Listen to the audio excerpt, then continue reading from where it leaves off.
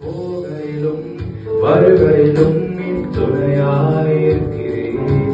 நான் சோர்ந்தாலும் மனம் தளர்ந்தாலும் உன் வார்த்தையால் என்னை தேற்றுகிறேன்.